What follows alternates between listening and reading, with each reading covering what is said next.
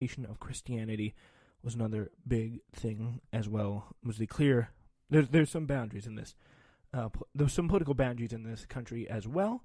In Portugal though, they got a little bit more focused on exploring. And they were one of the first to start this little exploring trend that really took hold of Europe. What happened was they motivated the Portuguese. The search for riches, the ocean was pretty much a big place for opportunity, and there was some mythology that promised some big riches in reward for exploration. And that's what all motivated the Portuguese to start exploring the ocean. They wanted to take over the spice trade. That was the big thing. Spices gave flavor to food and were also a symbol of status at a dinner table for a rich person. Spices were very valuable and really an opportunity. That was one of the things where they tried to make a very big stride in. Also, Christopher Columbus was one of the people who followed up in that mark. He did something no one really had ever done before by following the Atlantic winds. He thought they would carry him in record time to reach North America and then home again. But really, what they did was guide him to the Caribbean. But where he thought he was an island off the coast of China. So that's not entirely correct at all. It's not incorrect. It's actually not correct at all. Columbus, you're an idiot. I'm sorry. So one of the groups that had lost control over the spice trade as a result of the Portuguese voyages was the Arabs / Muslims / those people, and they were not happy about that at all. Not at all, in any way, shape, or form. So, yeah. But the tough thing was they couldn't really do too much about it in the very end. So it was a very sad situation for them. Anyway, so another big thing was Columbus. He got financed by Isabella and Ferdinand of Spain, and the voyage, the Pinta, the Nina, and the Santa Maria, those ships set off to the Americas, is where they would eventually turn up, and there waiting for them, they would find the Aztecs. So they were one of the big empires, one of the first empires there. So the Aztec Empire was really quite an incredible place. It formed some of the Aztecs. Their environment there was they lived in a city, Tenochtitlan. It was a city surrounded by a moat 3 to 5 miles wide in some points. The economy was made up of tributes, including gold filling the coffers of the empire, really helping it out a lot with tributes like gifts, taxes, etc. The king there was Montezuma. In the military was a big part. They had really aggressive military conquests, and one of their main religions, they were guided to their home. One of the main things was their religion. Religion played a big part in it. They were guided to their home city actually by an ancient prophecy, and a major temple in Tenochtitlan was built for two major gods of the Aztec religion, and the Aztec priests actually conducted a major amount of human sacrifices never before seen in the history of man. The city actually, in the end, though, grew to be 5 times this size of London, which is pretty crazy. Then the Spanish arrived.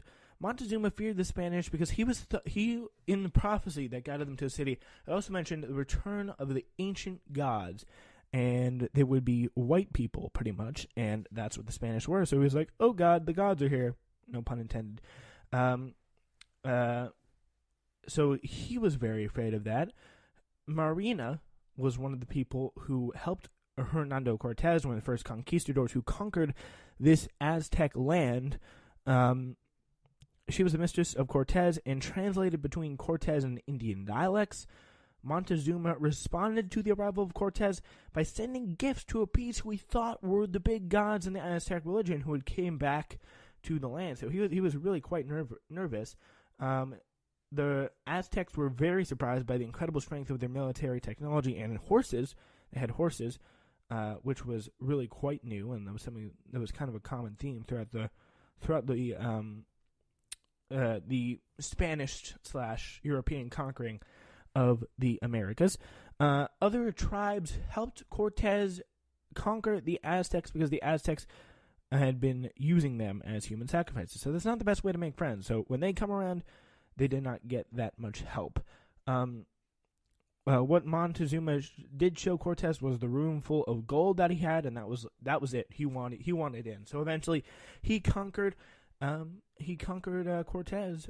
Cortez conquered the Aztecs, and things just kind of went downhill for them for there, as that whole Aztec situation definitely disintegrated quite quickly. So yeah, that's kind of the end of that for the Aztecs. But a little bit down the coast, the Incas were arising. That was one of the big things in the unit. You think of the Aztecs, you think of kind of the Incas as well. So the Incan Empire was quite a big situation. It was all in the villages of Peru. They were a very powerful situation. So in the olden days of the Lord Incas, all the villages of Peru had to be given rulers and representatives each year. The report, they had to give reports to the Lord, the head honcho. The report was to tell the rulers of the men and women who had died, and all of them had been born, kind of like a census a little bit. This was necessary for levying taxes very well and efficiently. The reports were all made in truth without any fraud or deceit, which was very effective. In this way, the Incas and the governors knew which of the Indians were poor, the women who had been widowed, and whether they had been able to pay their taxes. So everything turned out to be pretty fair. One of the things they had a high priority, it was employment for everyone. Everyone had to work. There was food for all as well. And there was not that many free choice for individuals as well, which is not great. Even the Incas themselves did this to set an example. Everybody was to know that there should be nobody so rich that he might look down upon the poor. That was the big thing. It was not many free choice for individuals. Equal wealth was for all, and kind of distributed evenly, kind of like a communist-esque society, which is not very much popular today, but it was popular and kind of existent at that time with the Incas. So, yeah, Pizarro was one of the big Spanish conquistador of the Incas. There were paintings depicting him in a positive light. That's something you may see in your quiz as a form of a document, which is a little unfortunate as well there. And yeah, so they was really just the point. The main thing you need to know is there's a lot of really tough to take brutality there at the scene of that situation. So really a lot of tough stuff to really deal with for the Incas, as they were eventually conquered by Pizarro. Speaking of conquering, let's delve further into that, shall we?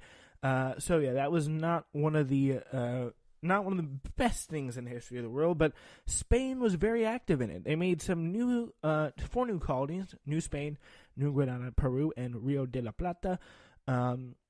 Yeah, and they had a model kind of like this. The Spanish king was at the top. He created a power structure to help himself rule over all the colonies. The viceroys really ruled at the ground level. And although the Spanish king, they were kind of like the servants of the Spanish king, and they were in charge at the ground level. The viceroys in these colonies, but the people in the colonies really got a big blow because they were conquered, and it really was not fun for them. Really not at all. So yeah, the cost of colonization was really quite big, and there was one of the main things that happened was there was a large population of Native Americans present, which had and the beginning of organized slave trade for profit. Many moral sacrifices had to be made, as well as the Mita system, which was formed. This is one of those moral sacrifices that forced labor for low wages and poor conditions. The class of laborers, or the peons, were mistreated. They were paid low wages and high taxes, and owed significant sums to landlords, and had little control over their lives. It was really a rough situation there for them. The political power there in the colonized Central America and the North America. Before colonization, Native and Aztec and Native leaders had the power. Then it was all the Spanish. Economic, the Portuguese had that power, and that quickly turned to the Spanish. And the social power originally was with the natives, but now it was with those peninsulares, which had a lot more power there at the time. Finally, and I know this has been a little bit of a longer podcast, I do apologize greatly for that. The triangular trade and the slave trade, not very fun. Here's how it worked. The first leg, European exports exported manufactured goods to Europe and Africa. European ships carried slaves and gold to the Americas and sometimes ivory back to Europe. And finally, rum, tobacco, cotton, and molasses went from America to Europe, as well as tobacco and manufactured goods went to Africa. So really kind of tough stuff. And one of the big things there was the trade of slaves, which in majority went from Africa's west and sometimes east coast to places in South America, and mostly in the the West Indies there. And I don't really want to get into all the details of the gruesome nature of the slaves, but the point is the impact of the external slave trade on Africa was really devastating as a nation. There was no longer any of the fittest specimens, both physically and mentally, in the continent, and most likely demoralizing the country. It was really got to be pretty rough. 12 million of the strongest people taken out of Africa, slowing down its industry and economy, and placing the continent back for centuries. The images of poor Africans going for water and thatched roof huts that we see today are a large part to the devastating blow of the slave trade dealt to the continent, sucking out the slave trade did deal to the continent, sucking out all of the resources from the continent and making it easier for colonization by the Europeans. Many lives are lost in slavery, and a lot of people also lost their hope because they were living in fear of being killed and just not really being able to communicate effectively. It was act and be treated like normal people and not property. So yeah, there is that. And so we thank you so much for listening to today's show. Hope you get a great grade on your test, and thanks so much for listening to this episode of Global. Hello everyone, welcome to our final Global Review podcast of the year. So sad, right? But for today we will be talking about Units 8 and Units 9. And Unit 8 is what we're going to start off with. We're going to go in our chronological order here. It has a lot to do with the subject of trade. So we are going to go over some key vocabulary words you need to know before delving any further into trade. So this is what we're going to start with. We are going to start with some of the key terms you need to know about trade. And here is the first one, capitalism. You've heard of it. It's a system we have here in the United States, and it's an economic system in which the means of production are privately owned and operate for profit. The commercial revolution of European economic expansion was a period of European economic expansion that included the growth of capitalism, banking, and investments. A joint stock company would be a business venture in which private investors pooled large amounts of money or capital to fund overseas trading voyages, similar to what happened with Columbus, where so the royal family might pull in a little bit of money, some private rich people might pull in a little bit of money, and together they would all go off to explore the great new frontiers. It was a very common practice during early trading periods. Also, we will do want to talk to you about the limited liability concept, which is if a business venture fails, the investors only lose what they invested in the voyage, not the entire cost of the voyage. Banking system, the common system, modern system of banking was invented at this time, which was pretty much when with a bill of exchange, a merchant would deposit money in his home city and exchange it for cash in a distant city and avoid carrying sacks of gold coins that could be stolen around his back everywhere. A letter of credit guaranteed kind of a payment of a sum when you get to the other city. So it's pretty much a credit card of today, which is what this banking system was. And that's something you're going to need to know for the final. Just get it through your head that this was invented at that period of time. So those are some of the key parts of trade that you need to know about. Now we turn to our first empire of this unit. Here is that empire. It's the Mughal Empire. They were a dynasty ruled by Muslim warlords descended from the Mongols.